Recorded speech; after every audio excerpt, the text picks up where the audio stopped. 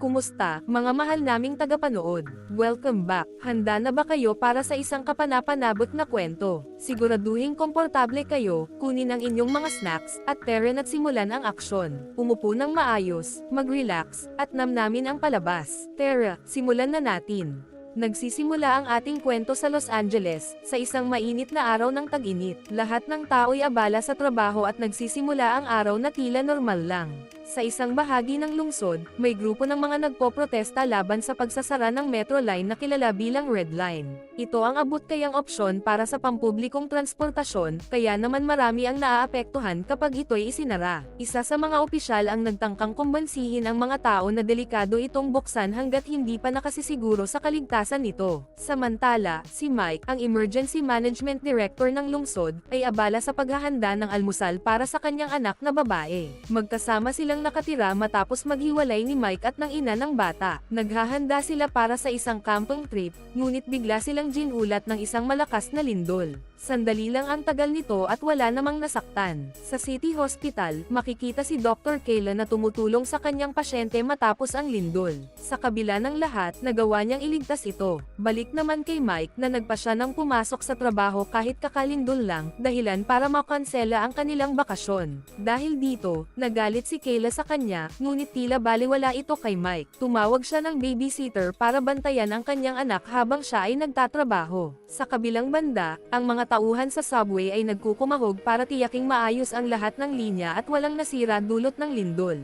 Nagsimula silang magpustahan kung saan ang epicenter ng lindol, bawat isa'y nagpapangalan ng bansang sa tingin nila ay pinagmulan nito. Samantala, si Mike, pagdating sa trabaho, ay agad napansin sa surveillance camera na may mga sumabog na tubo. Kaagad niyang tinanong ang kanyang team kung ano ang nangyayari. Ipinaliwanag nila na nagkaroon ng pagsabog sa mga tubo ng gas at tubig. Bagamat sinubukan siyang kumbansihin ng kanyang team na huwag mag-alala dahil magpapadala sila ng grupo roon, nagpumilit si Mike na siya mismo ang pupunta upang alamin ang sanhi ng problema. Sa lugar ng pagsabog, naghihintay ang team leader habang inaasahan niyang makalabas ng ligtas ang kanyang mga tauhan mula sa lagusan. Ngunit nagulat siya nang makita ang isa sa kanila na halos kalahati ng katawan ay sunog at pilit tumatakas, habang ang natitirang bahagi ng team ay nasawi. Pagdating ni Mike, tinanong niya ang team leader kung ano ang nangyari. Sinabi nito na pumasok ang team sa isang underground steam cavity na naging sanhi ng kanilang pagkamatay, ngunit walang apoy, pagsabog, o anumang banta. Sinuri ni Mike ang katawan at hinala niyang dulot ng singaw ang pagkasunog ng mga ito. Napagdesisyonan niyang bumaba mismo sa lagusan, ngunit tumutol ang team leader at sinabing singaw lang ang naroon. Maya-maya, dumating ang subway security official. Ipinakita ni Mike ang subway plan at tinukoy ang lugar ng pagsabog, na nasa lugar kung saan dumadaan ang Red Line. Hiniling niya na ihinto ang operasyon ng linya at aisil ang lugar hanggang sa malaman nila ang sanhi ng pagsabog. Tumanggi ang opisyal, iginiit na higit 5 metro ang kapal ng pader ng lagusan, kaya walang panganib sa tren. Pinayuhan siya nitong mag-relax at hayaan ang bawat isa na gampanan ang kanilang trabaho. Nagpasya si Mike na tawagan si Debbie, isa pang miyembro ng team, at bumaba mismo sa lagusan para suriin ang nangyari. Samantala, dinala sa ospital ang natatanging nakaligtas sa pagsabog.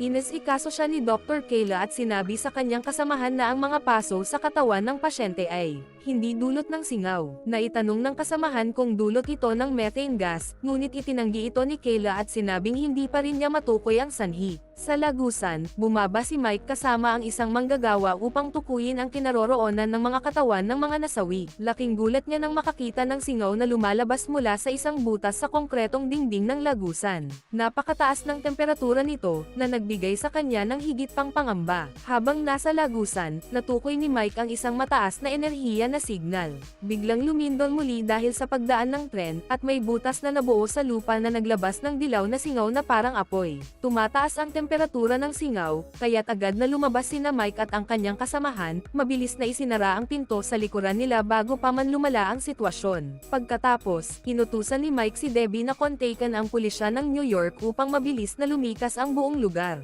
Hiniling din niya na patayin ang lahat ng linya ng gas, tubig, at kuryente dahil may tagas ng gas at maaaring magdulot ng sunog. Bagamat hindi pa nila nauunawaan ng lubos ang problema, kailangan nila ng isang biologo upang magbigay linaw.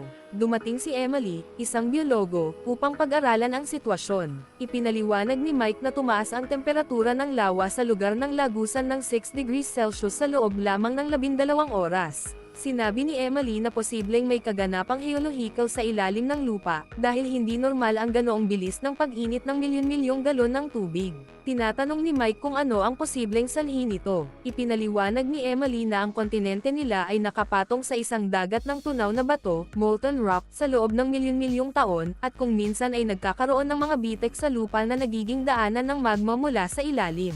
Nagulat si Mike nang marinig ang posibilidad ng volcanic lava sa kanilang lungsod. Isinalaysay naman ng kaibigan ni Emily ang isang insidente noong dekada 2090 sa isang farm kung saan may usok na lumabas mula sa lupa. Sinunog ang farm pagkalipas ng isang linggo, at nagdulot ng pagsabog ng bulkan na nagwasak sa buong lugar. Bagamat hindi makapaniwala si Mike, pinakalma siya ni Emily at sinabing posibilidad lang ito at hindi pa tiyak. Nagpasalamat si Mike at umalis, ngunit nagpahayag si Emily ng interes na bumaba sa lagusan kasama ang kanyang kaibigan upang kumpirmahin ang mga kaganapan sa ilalim. Tumanggi si Mike dahil sa panganib, ngunit nagpas siyang magpatuloy si Emily at ang kanyang kaibigan kinabukasan, habang tulog pa ang lahat. Kinabukasan, bumaba si Emily at ang kanyang kaibigan sa lagusan, dala ang mga kagamitan upang kumuha ng mga sample. Habang nagaganap ito, ang Red Line Metro train na pinakamalapit sa lagusan ay nagsimula ng gumalaw. Biglang naganap ang isang malakas na lindol na yumanig sa buong lungsod, kaya't napilitang huminto ang tren bago pa bumagsak ang lagusan. Sa ilalim ng lupa, nabuo ang isang malaking puwang sa lagusan. Nahulog ang kaibigan ni Emily, ngunit nagawa niyang iligtas ito sa huling sandali. Pilit niyang hinihila pataas ang kaibigan, ngunit biglang sumiklab ang apoy mula sa puwang. Dahil sa tindi ng init, hindi na kinaya ng kaibigan ni Emily ang init, hanggang sa tuluyang nasawi ito. Habang tumataas ang apoy, isang malakas na pagsabog ang naganap, na nagpalipad kay Emily palayo mula sa puwang. Sa kasamaang palad, nasawi ang kanyang kaibigan dahil sa matinding pagkasunog. Dahil sa malakas na lindol, naputol ang supply ng kuryente sa buong lungsod. Habang minamadali ni Mike ang pagdala ng kanyang anak sa emergency building, bigla na lang nagputukan ang lahat ng manhole sa kalsada. Lumabas ang makapal na singaw na nagdulot ng biglang pagtaas ng temperatura. Sa parehong oras, si Emily naman ay lumabas mula sa lagusan. Biglang sumabog ang malalaking bola ng apoy, na nagwasak sa mga kotse at gusali, nagdudulot ng malawakang panganib sa mga nasa lansangan at bahay. Samantala, sa Red Line Metro train, bumaba ang driver upang tingnan ang kalagayan ng mga pasahero. Sinubukan niyang buksan ang mga pinto, ngunit ito'y hindi mag-alaw dahil sa pagkawala ng kuryente at sobrang taas ng air pressure sa labas. Habang nangyayari ito, nagmamadaling pumunta si Dr. Kayla sa ospital. Sa daan, napansin niya ang sunod-sunod na pagdaan ng mga fire truck. Sinundan niya ang mga ito upang tumulong sa mga nasugatan. Ngunit biglang tinamaan ng isang fireball ang mga fire truck, dahilan upang ma-overturn ang mga ito at harangan ang kalsada. Sa nipis ng tsansa, naiwasan ni Kayla ang sakuna at agad tumulong sa mga nasugatan. Habang tinutulungan ang mga tao, nakita siya ni Mike at bumaba agad upang mag-alok ng tulong. Doon niya nalaman na si Kayla ay isang doktor. Magkasama nilang inilikas ang mga nasugatan habang ang singaw ay patuloy na tumataas at ang mga gusali ay nagsisimulang magiba dulot ng mga pagsabog. Sa gitna ng kaguluhan, biglang bumalot ang nakakabinging katahimikan sa paligid. Ngunit ilang segundo lamang ito dahil bigla ang yumanig ang lupa. Naglaglagan ang mga salamin mula sa mga gusali, at biglang sumambulat ang lava mula sa ilalim ng lupa. Kumalat ang lava sa lansangan hanggang umabot ito sa kotse ng anak ni Mike. Nagmadaling lumabas ng kotse ang anak ni Mike habang tinatawag ang kanyang ama. Sa kabila ng panganib, tumalon si Mike upang sagipin ang anak. Hinayla niya ito papunta sa bubong ng kotse habang ang lava ay unti-unting nilalamon ang base nito. Sa huling sandali, nagawa ni Mike na tumalon pababa mula sa kotse dala ang kanyang anak. Bagamat ligtas silang nakalayo, nasunog ang binti ni Kelly. Agad dinala ni Mike si Kelly kay Dr. Kayla, na noon ay ginagamit ang kanyang sariling sasakyan upang ilikas ang mga nasugatan. Sinuri ni Kayla si Kelly at sinabing second-degree burn ang tinamo nito na nangangailangan ng paggamot sa ospital. Sa kabila ng takot para sa kanyang anak, tumanggi si Mike na dalhin ito sa ospital. Upang mapawi ang kanyang pag-aalala, ibinigay ni Kayla ang kanyang hospital ID kay Mike at ipinaliwanag ang sitwasyon. Sinabi niyang nauunawaan niya ang pangangailangan kaya't naruroon siya upang tumulong. Lubos ang pasasalamat ni Mike kay Kayla bago siya nagpaalam sa kanyang anak upang magplano kung paano pipigilan ang pagkalat ng lava na maaaring sumire sa buong lungsod. Pagkaraan ng ilang sandali, dumating si Emily at nakita si Mike na tila nag-iisip ng solusyon. Bago pa siya makalapit, napansin niya ang isang fireball na paparating. Nagsimula ang mga tao sa paligid na magpanik at magtakbuhan sa iba't ibang direksyon. Ngunit mabilis na pinakalma ni Emily ang mga ito, sinabihan silang pag-aralan ang direksyon ng bola ng apoy upang maiwasan ito. Sa tulong ng kanyang instruksyon, naghiwa-hiwalay ang mga tao sa tamang paraan at nailigtas ang kanilang mga sarili mula sa paparating na panganib.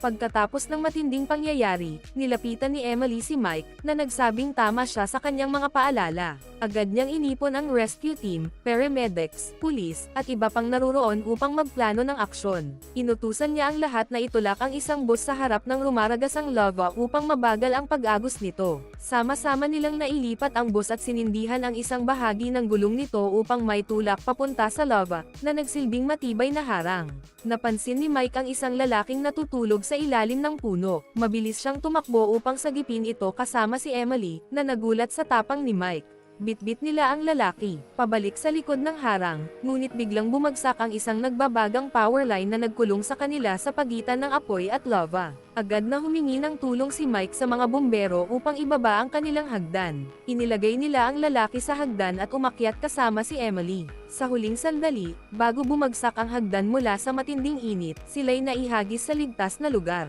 Samantala, sa Red Metro Line, narating ng driver ang huling bagon ng tren. Napansin niyang may mga apoy na sumiklab sa bungad ng lagusan. Hindi niya alam ang susunod na gagawin. Sa kabilang banda, isang opisyal ng metro system ang sumuri sa kaligtasan ng tren at natuklasan na karamihan sa mga pasahero ay namatay dahil sa usok. May ilang natagpuan nilang walang malay at may pulso pa. Agad nilang sinuri ang bawat bagon, hinanap ang driver, at sinimulang ilikas ang mga natitirang manggagawa. Subalit, biglang lumabas ang dagat ng lava sa ilalim ng lupa. Sa gitna ng kaguluhan, ang leader ng koponan ay nagdesisyong magsakripisyo. Tumalon siya sa lava upang mailigtas ang driver at itinapon ito sa kanyang mga kasamahan bago siya tuluyang lumunin ng lava. Sa ospital, si Kelly ay gumaling na at inaalagaan ang 2 batang pasyente. Tinawagan siya ng kanyang ama upang siguraduhing ligtas siya. Lahat ng mga fire truck sa lungsod ay nagtipon kasama ang crisis and emergency management teams. Gayunpaman, mayroon lamang 40 truck na magagamit. Naisip ni Mike na gumawa ng mga harang sa unahan ng lava upang i-redirect ito. Sinuggest ni Emily na magtipon ng mga eroplano at truck ng bumbero upang sabay-sabay na magbomba ng tubig at yelo sa lava, na magpapabuo ng crust upang ito'y tumigas, katulad ng proseso sa Iceland.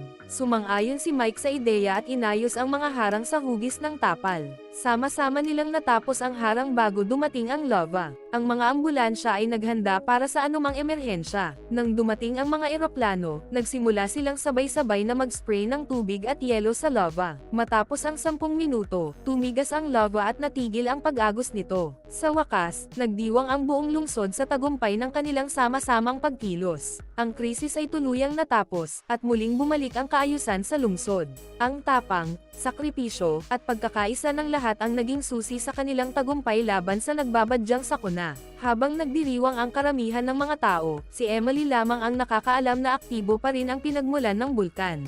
Hiniling niya kay Mike na samahan siya upang mahanap ito gamit ang mga kagamitan sa kanyang sasakyan.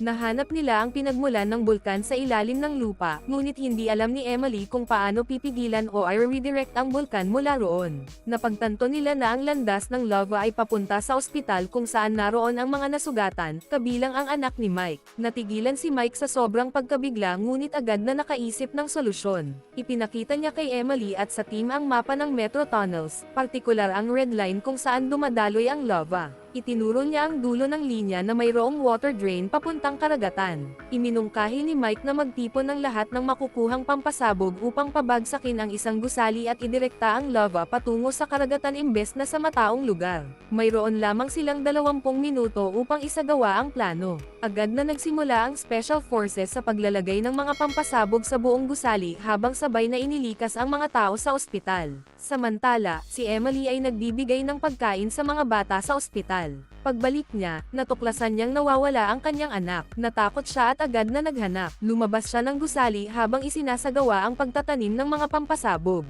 Sa gitna ng kanyang paghahanap, nakita niya ang mga tao mula sa ospital na nagmamadaling lumabas. Habang inihahanda ang mga pampasabog, nakita ni Mike ang kanyang anak na tumatawag sa kanya sa labas ng ospital. Agad niyang inutusan ang mga kasama na itigil ang pagpapasabog at mabilis na tumakbo papunta sa kanyang anak, ngunit hindi na niya naiparating ang utos sa buong team. Ang gusali ay sumabog, at ang plano ni Mike ay nagtagumpay. Ang lava ay naidirekta papunta sa karagatan, dumadaloy sa tunnel na kanilang inihanda. Nang matapos ang pagsabog, nagmadali si Emily na hanapin si Mike at ang kanyang anak sa ilalim ng gumuhong gusali. Sa wakas, natagpuan niya sila sa isang safety tunnel. Sa kabila ng matinding sakripisyo at panganib, ang lungsod ay nailigtas mula sa sakuna. Nagsaya ang buong lungsod matapos ang matinding laban. Ang sama-samang pagkilos ng mga mamamayan ay naging susi sa tagumpay, at milyon-milyong buhay ang nailigtas. Mag-subscribe na kung hindi ka pa nakasubscribe, pindutin na rin ang notification bell at like button para sa marami pang movie recap katulad nito, at mag-iwan ng comment down below. And as always, thank you for watching.